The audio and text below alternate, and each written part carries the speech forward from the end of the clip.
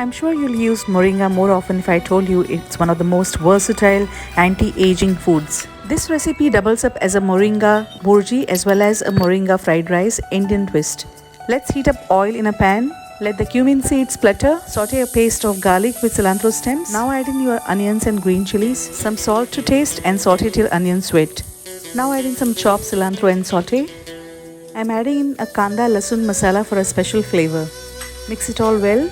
Add in your carrots, mix them well and let them steam for about 5 minutes. You may use about 6 eggs for this recipe, but I didn't have and that's why I'm using only 3. After about 5 minutes, add in your chopped moringa leaves. Mix them well and cover and cook them for another 5 minutes. Cooking time may differ based on how tender your moringa leaves are.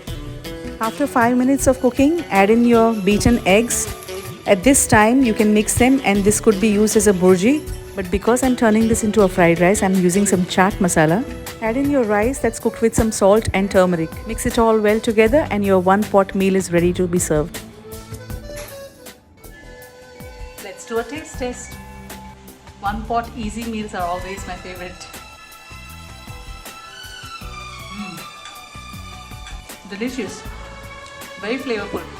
You could use eggs, prawns, keep it vegetarian the way you prefer it. It's delicious. You should try it.